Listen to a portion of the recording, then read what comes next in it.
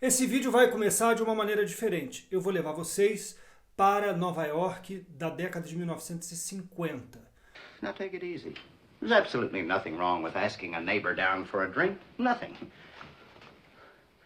I just hope she doesn't get the wrong idea, that's all. Oh, if this dame thinks she's coming down here for some kind of a big time or something, well, she's in for a big surprise. One drinking out, that's all. I'm a happily married man, for Pete's sake. Um honrado pai de família despacha a mulher e o filho nas férias de verão, enquanto ele pretende dedicar aqueles momentos de sossego ao trabalho. Só que ele não contava com um elemento perturbador. A nova vizinha, tremendamente sensual, coloca ele diante de um confronto. Sorry, I was on the phone, long distance. A friend of mine in the country calling about a kayak. Oh, say. I figured it just isn't right to drink champagne in matador pants. Would you mind fastening my straps in the back?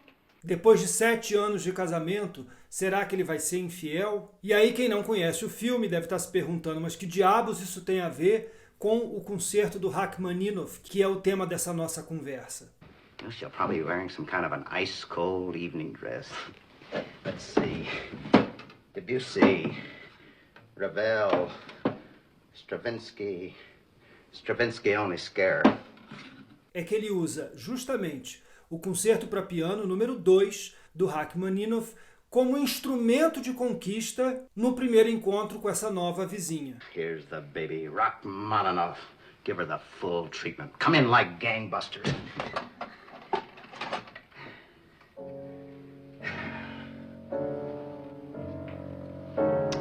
Good old Rachmaninoff. The second piano concerto. Never misses.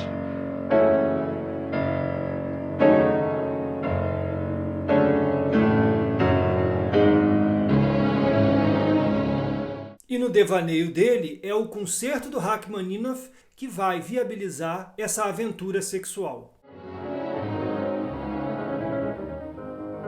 You came. I'm so glad. Rachmaninoff. The second piano concerto. It isn't fair. Not fair. Why? Every time I hear it, I go to pieces. Oh.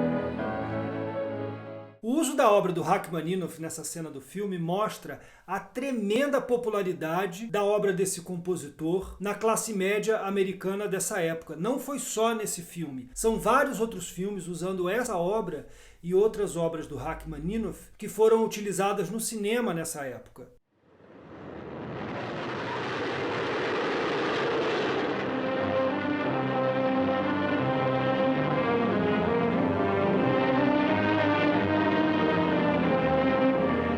I'm a happily married woman. Or rather, I was until a few weeks ago. O que inclusive conferiu ao compositor a pecha de compositor hollywoodiano. E isso se dá devido à tremenda facilidade melódica, à profusão de frases musicais de fácil absorção e grande beleza. Mas esse concerto vem à luz numa circunstância muito curiosa e muito especial, que é a história que eu quero contar para vocês aqui. O meu nome é Rafael Fonseca e você está no canal Guia dos Clássicos.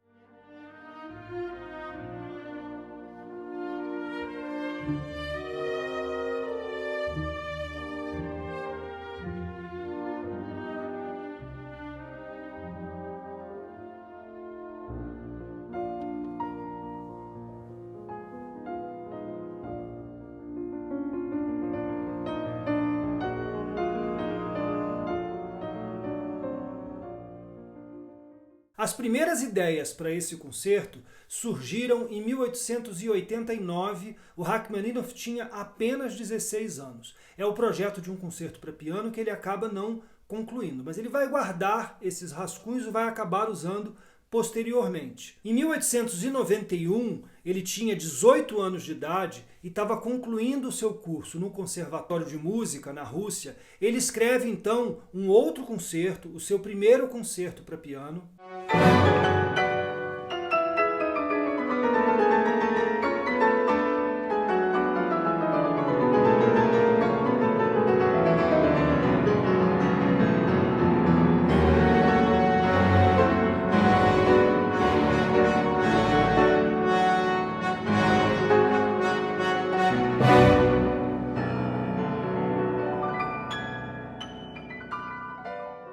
que não é uma obra hoje muito popular, por conta da presença constante dos concertos número 2, que a gente vai falar aqui, e do seguinte, do concerto número 3, no repertório, mas é uma obra interessante, porque primeiro são as ideias de um compositor muito jovem. Ele começa a escrever o primeiro concerto com 17 anos e conclui com 18 anos ainda, estudante.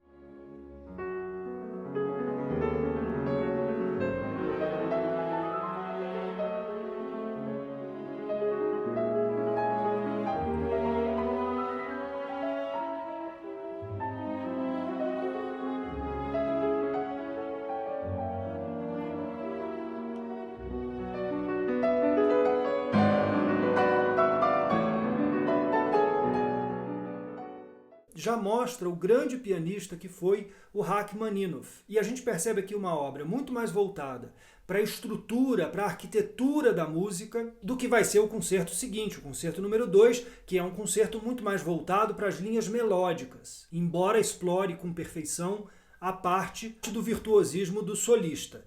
O concerto número 1 vai ser essa obra mais voltada então para a estrutura.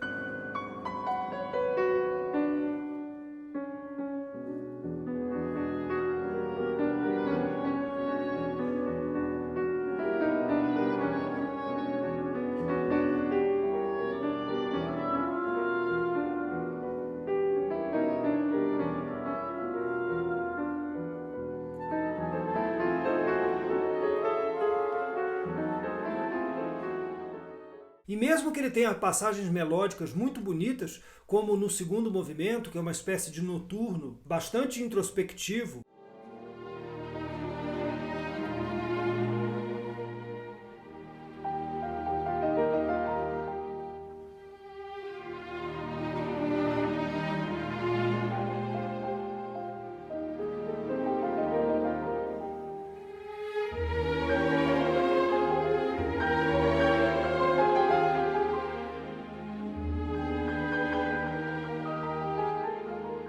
você percebe a preocupação do Rachmaninoff em explorar de maneira mais técnica as possibilidades do jogo entre o piano e a orquestra. E afora isso, está presente o grande ímpeto de um jovem compositor na sua primeira obra importante. Esse vai ser o Opus 1 do Rachmaninoff.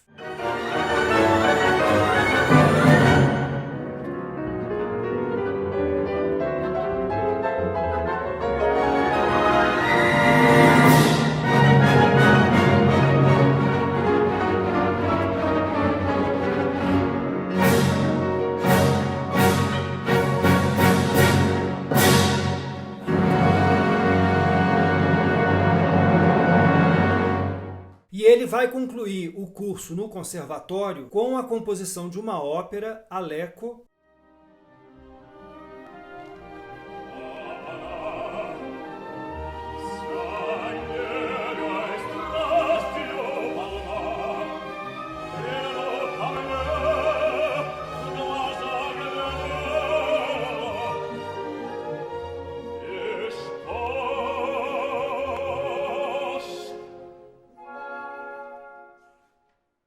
Que vai fazer com que ele ganhe uma medalha de ouro. Essa distinção só tinha sido conferida antes a 2 outros alunos do conservatório.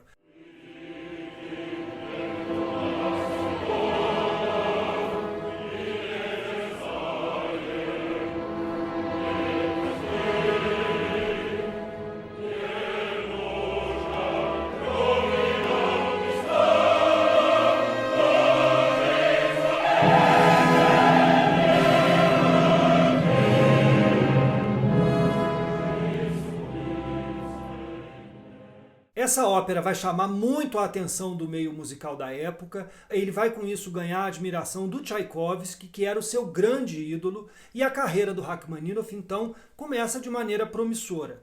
Em 1893, a morte do Tchaikovsky vai deixar ele profundamente abalado, e aí ele vai começar a escrever a sua primeira sinfonia.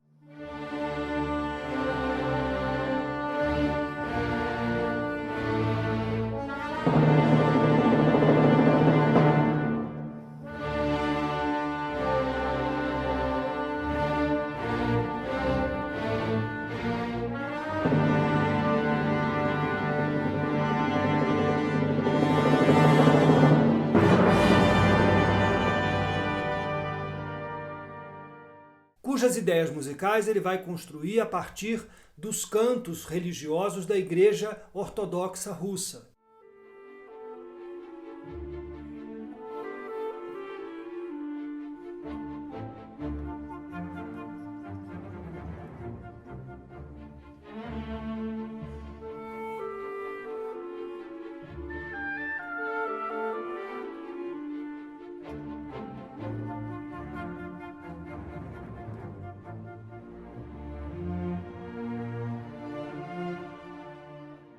Ele vai concluir essa sinfonia em 1895 e ela vai ter a sua estreia em 1897. Essa sinfonia é uma obra peculiar porque ela tem uma certa melancolia por conta da morte do Tchaikovsky, e isso é uma característica da alma russa. Ele vai buscar inspiração nesses cantos religiosos.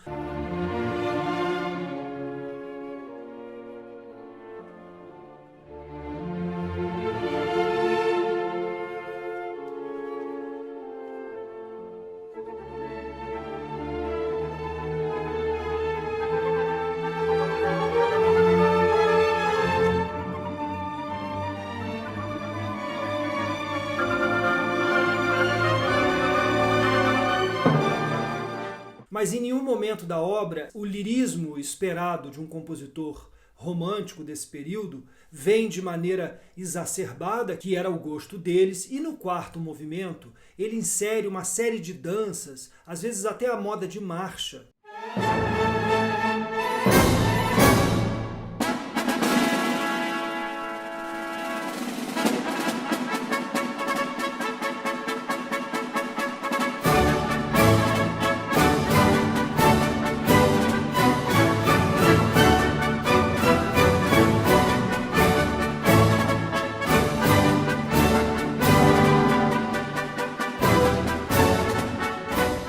Para puxar a obra para cima, para conferir uma certa vivacidade, e dependendo do maestro, isso pode ficar desequilibrado. Esse momento pode vir como se fosse uma coisa inesperada ou desencontrada dentro da proposta da obra. Então o que aconteceu é que a estreia da obra foi um verdadeiro desastre. O compositor e maestro Glazunov era o responsável pela direção da orquestra nesse dia de estreia. E consta que ele subiu ao pódio bêbado, ou seja, deixou os músicos da orquestra numa obra nova meio que à própria sorte. E a recepção da crítica foi muito negativa. Uma das vozes mais importantes na Rússia desse momento era a do crítico e compositor César Cui. E o César Cui fez uma crítica demolindo a sinfonia. O Cui, só um parênteses, fazia parte do lendário grupo dos cinco: Rimsky-Korsakov, Mussorgsky, Balakirev, Borodin e ele, César Cui. E as opiniões ácidas do César Cui sempre perseguiram muitos compositores, até o próprio Tchaikovsky, que sofreu muito com as críticas vindas desse compositor. O curioso é que eu não conheço nada assim de mais expressivo que tenha sido composto pelo César Cui. Os outros quatro do grupo dos cinco têm obras geniais. Ele não deixou grandes coisas para a posteridade, mas a sua pena era dura e o que ele escrevia dificultava bastante a vida dos colegas na época. E essa crítica, então, vai deixar o Rachmaninoff extremamente desmotivado. Ele começa a entrar num processo depressivo. Nessa mesma época, ele fica noivo da sua prima, Natália. Os pais dela eram contra, a Igreja Ortodoxa proíbe o casamento e ele acaba desistindo da composição. Por um período, o único canal de comunicação que o Rachmaninoff tinha era o seu cachorro, o Levko. Uma tia dele consegue que o Leon Tolstói, o grande escritor Leon Tolstói, faça uma visita ao Rachmaninoff. O Rachmaninoff era um profundo admirador da obra do Tolstói, mas isso não consegue motivar ele. E essa mesma tia, então, sugere que ele vá fazer um tratamento com um médico amigo dela que estava em voga na época, que era o Dr. Nikolai Dahl. O Dr. Dahl tinha sido aluno na França do Charcot, que é o pai da neurologia moderna, e um dos professores também do Freud.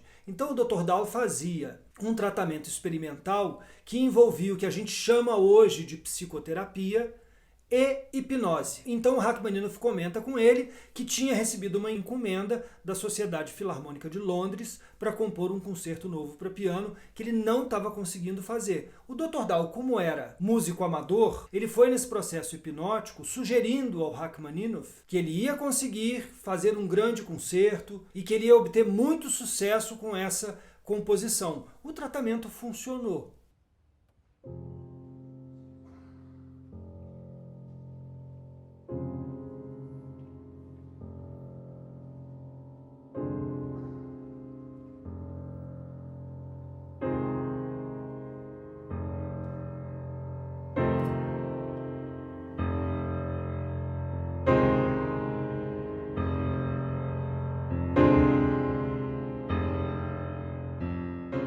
Depois de praticamente 3 anos sem escrever nada, retoma aqueles rascunhos do primeiro projeto de concerto que ele abandonou lá atrás em 1889 e em 1901 ele finalmente conclui essa obra magistral que vai ser o seu segundo concerto para piano. E embora a gente não saiba exatamente quais eram as ideias que permeavam a cabeça do Rachmaninoff nesse momento, toda vez que eu escuto esse concerto, ele me remete para uma explosão de criatividade depois de um período em que essa musicalidade ficou represada, porque os primeiros acordes do piano são como se fosse uma força disruptiva que vai insistindo, insistindo.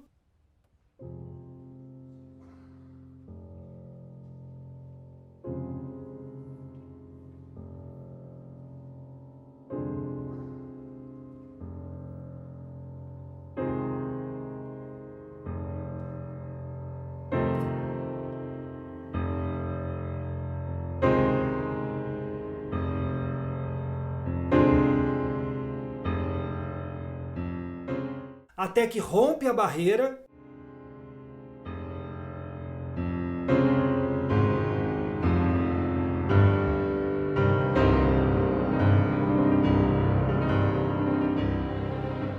e, como uma barragem de rio que se desfaz, a força das ideias musicais começam a vir de maneira caudalosa.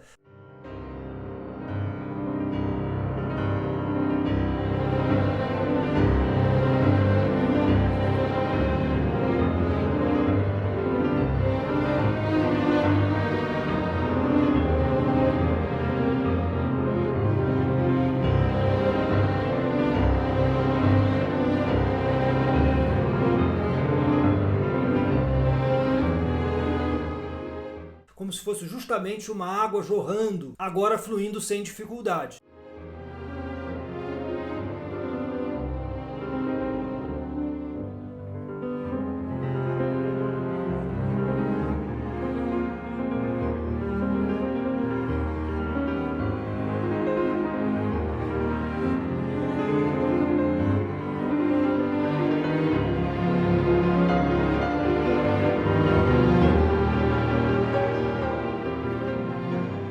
E nesse concerto, ao contrário das obras anteriores que eu citei, do primeiro concerto para piano e da sinfonia, o Rachmaninoff retoma a tradição do seu grande ídolo, do Tchaikovsky,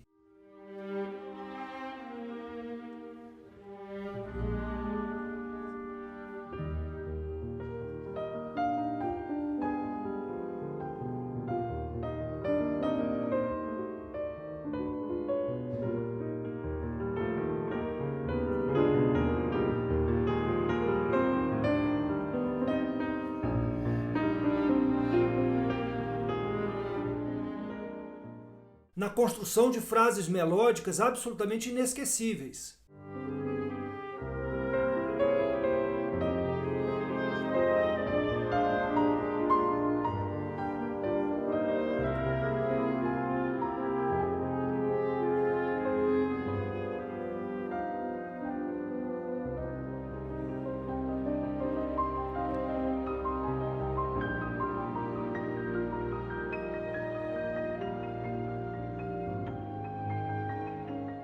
Todas as ideias musicais apresentadas são de fácil absorção por parte do público, enquanto ao mesmo tempo, tecnicamente, o trabalho do solista é extremamente exigente.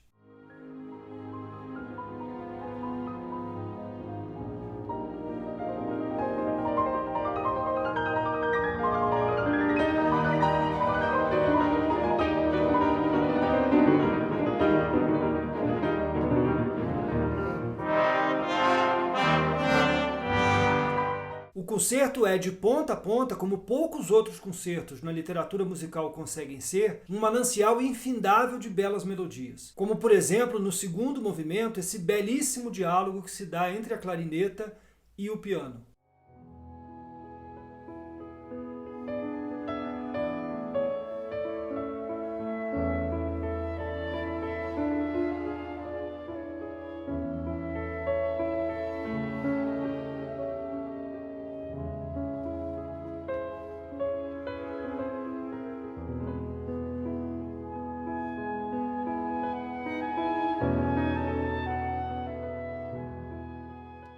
E até mesmo no movimento final, que em geral é usado pelos compositores para canalizar ainda mais essa exigência técnica do virtuosismo do solista, o Rachmaninoff continua nos apresentando melodias memoráveis.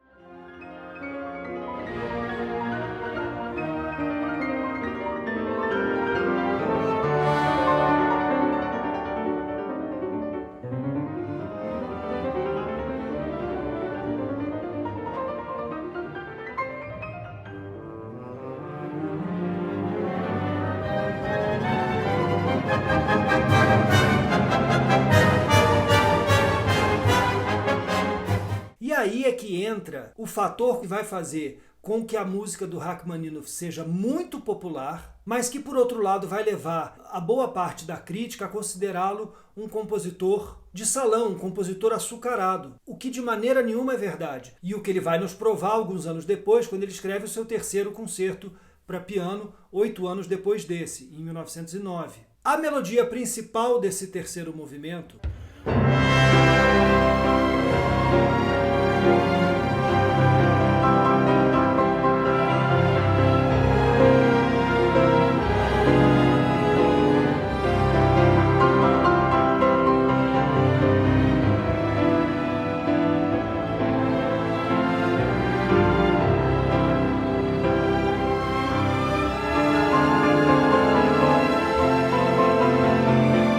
vai ser utilizada pouco depois da morte do Rachmaninoff. O Rachmaninoff vai morrer nos Estados Unidos em 1943. Aqui um parênteses, ele vai sair da Rússia antes da Revolução de 1917, nunca vai voltar para lá, mas vai ser sempre um compositor essencialmente russo. A tradição da música que ele escreve é a tradição russa. E aí, como eu estava dizendo, ele morre em 43, nos Estados Unidos, e 2 anos depois, o tema principal do terceiro movimento do concerto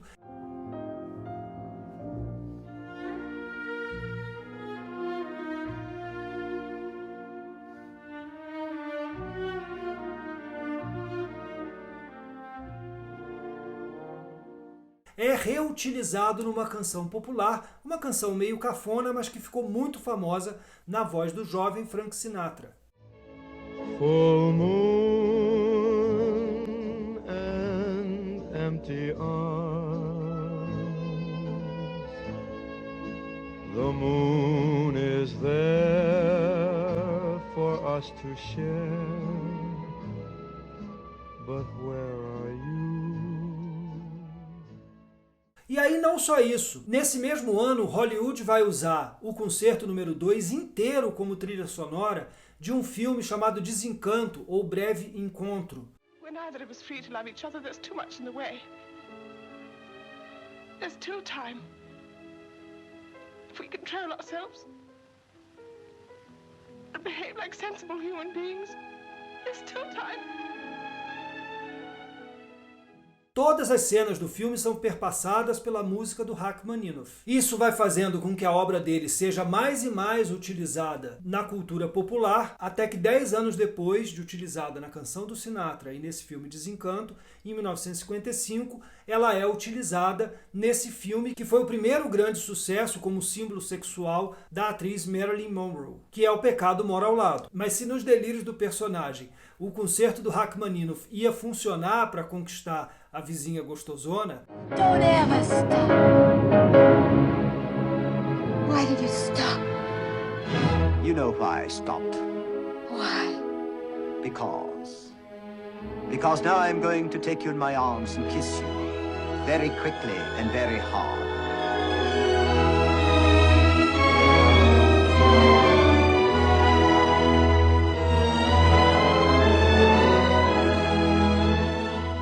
quando o encontro se dá para valer, não é bem isso que acontece. Very frequently people go all to pieces listening to this.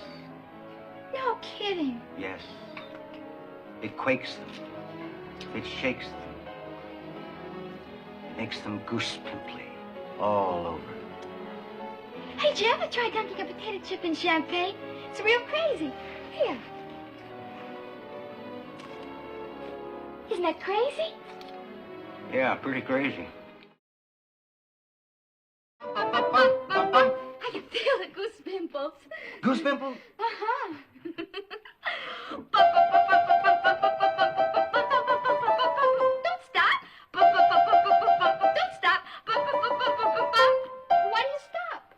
know why.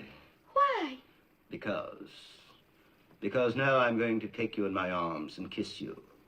Very quickly and very hard. Hey, wait a minute! Então existe esse flerte da cultura popular com as melodias do concerto, mas, sem dúvida nenhuma, as qualidades da obra é que vão fazer com que ela se firme no repertório dos grandes pianistas. E o Rachmaninoff, então, escreveu 4 concertos para piano. Vocês viram trechos do primeiro, a gente falou aqui sobre o segundo, tem ainda o terceiro, que é um dos concertos mais exigentes do ponto de vista da técnica do pianista, que existe no repertório, e mais tarde ele vai escrever ainda um 4º concerto.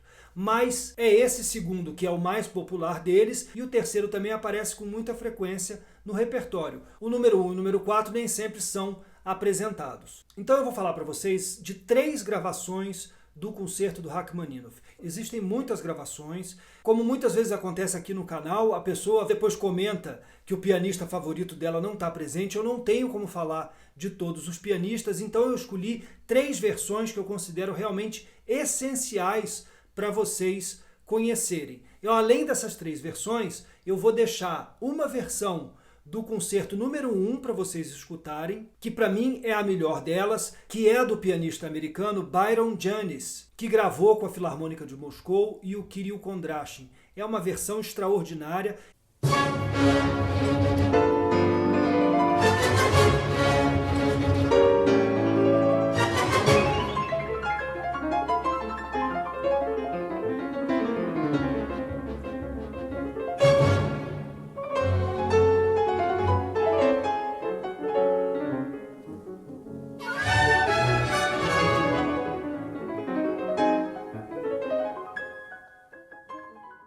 Ele gravou todos os concertos e a versão do número 2 dele também é muito boa. E para quem ainda não conhece, eu vou deixar uma versão da Sinfonia número 1. A melhor gravação foi feita pelo pianista e maestro Vladimir Ashkenazy com a orquestra da Concertgebouw. O Ashkenazy também é uma ótima opção, porque ele gravou os 4 concertos e são versões muito boas. Mas aqui vocês vão ter ele como maestro regendo a primeira sinfonia.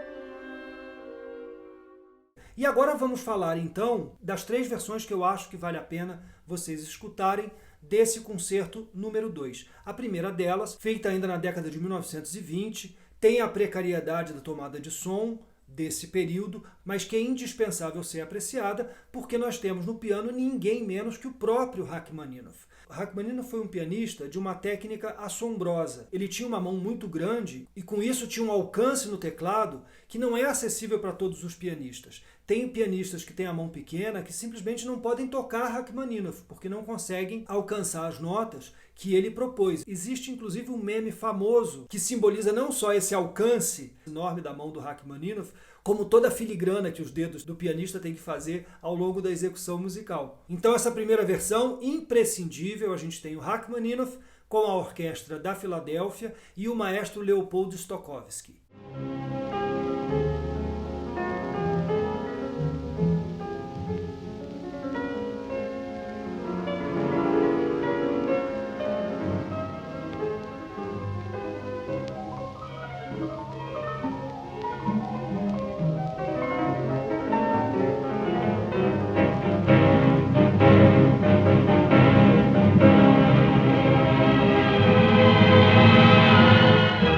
Depois uma versão que é um dos grandes registros fonográficos da era dos LPs, dos long plays, que foi feito pelo pianista russo Sviatoslav Richter, com a Orquestra Filarmônica Nacional de Varsóvia e o maestro Stanislav Wisłocki.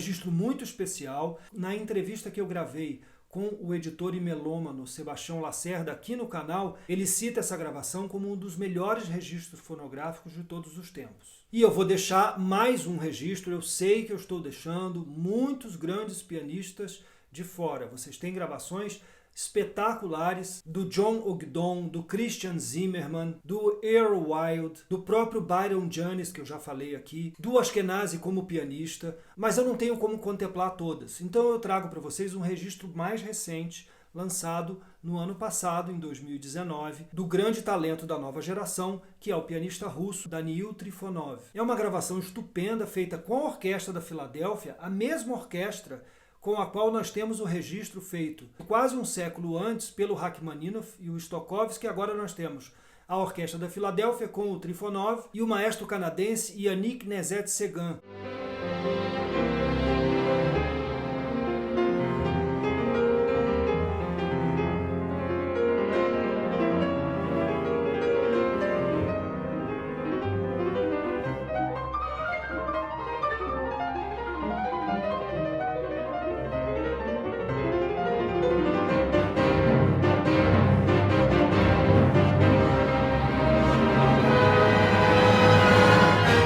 Que é um registro estupendo, maravilhoso, sem dúvida nenhuma já pode figurar entre os melhores da história. Então eu vou deixar para vocês, como eu sempre faço, aqui embaixo na descrição do vídeo, é só você rolar a tela que você vai achar os links. Então vocês vão ter o concerto número 2 com o próprio Rachmaninoff, em seguida o concerto número 1 com o Janis, depois o concerto número 2 de novo, se você não quiser ouvir você pula, com o Sviatoslav Richter, a Sinfonia número 1 com Ashkenazi e, por fim, a gravação recente do Trifonov. Os links para cada um dos aplicativos de música vai estar na descrição do vídeo aqui embaixo. Se você não tem nenhum dos aplicativos de música, você vai clicar nesse link do YouTube Music, que mesmo sem ser assinante, você consegue ouvir os registros. Aqui você vai ter os vídeos na íntegra que eu citei ao longo da apresentação e aqui o link para se inscrever e entrar na nossa comunidade do canal Guia dos Clássicos. Muito obrigado e bom concerto.